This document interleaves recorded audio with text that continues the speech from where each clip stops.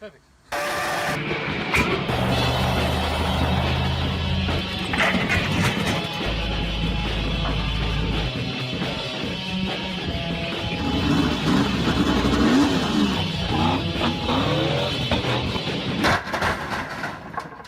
Perfect.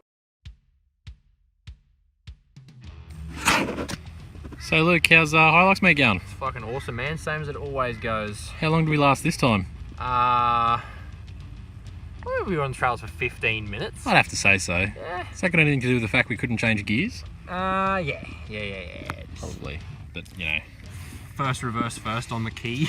It's perfectly fine. I mean, this is practically brand new, really. Just pick off the dead bits of that and fucking pull the chunks out, put it back together. Should be right. Should be apples, mate. We'll be out wheeling in no time. That's what's up. Couldn't wrench at a better spot either, could you? Oh, it's picturesque, I tell you. So after that small hiccup of the clutch master failing on us, we popped into Warwick and got a new one just in the nick of time before the shop shut, and we were back into it. So here we're just spectating some of the competitions at the Hilux meet weekend, and I think this is Billy McKinnon in his LS turbo powered 45 series wagon. I'm not too savvy with this sort of stuff, but I'm pretty sure that's what it is. Anyway, we then proceeded to hang out with our mate Sebastian in his Hilux and go for a bit of a wheel. We ended up at a flex ramp with some other people and decided to hang out there for a while and have some fun while we could, testing out our flash new suspension with its springs that separate from the chassis and whatnot that you saw in the last episode. And yeah, we had a bit of fun.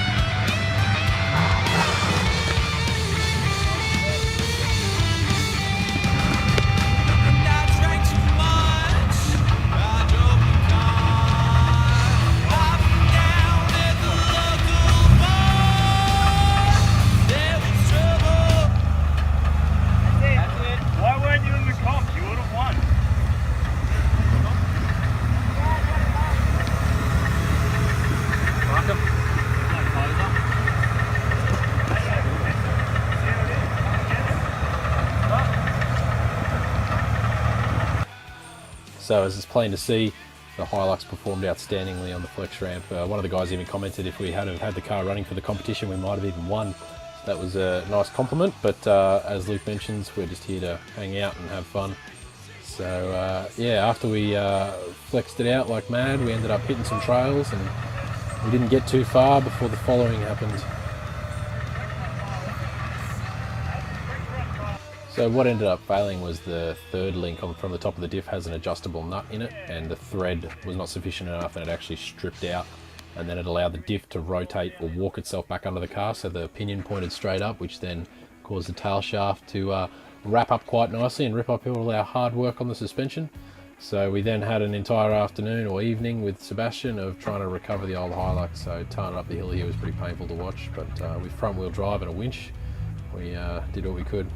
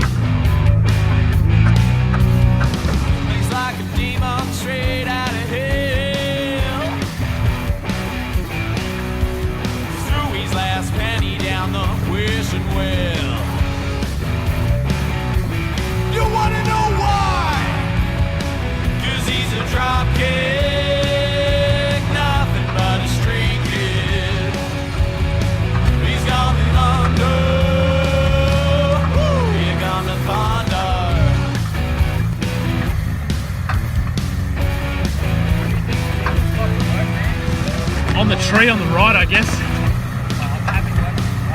Alright, we're fucking right here then, I guess. Throw a rock under it, it's good.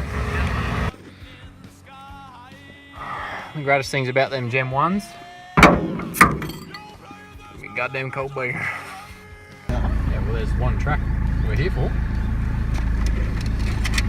The boys. The boys. Do we go down that one? It's probably better, hey? Yeah, go down the actual track. See you, Clifford, pop off a piece of my dick. Looking ass, looking motherfucker. Oh, God. So we headed back to camp and got some tools and were privy to a beautiful sunset, and then continued to wrench on the car all night. And got some rock lights happening, baby!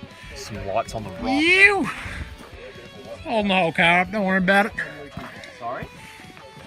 Should come out towards the back of the car, or towards the bottom. Do you have a maybe your car? No, I didn't bring one. Silly.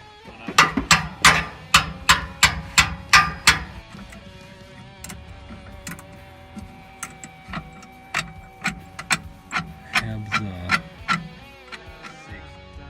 So on the way back to camp that night in front wheel drive, we smashed the CV as well. So we ended up at one wheel drive. So we fixed as what we could the next day and loaded it back up onto the trailer and then headed home. Once we made it home, we were greeted with a nice new surprise in the car.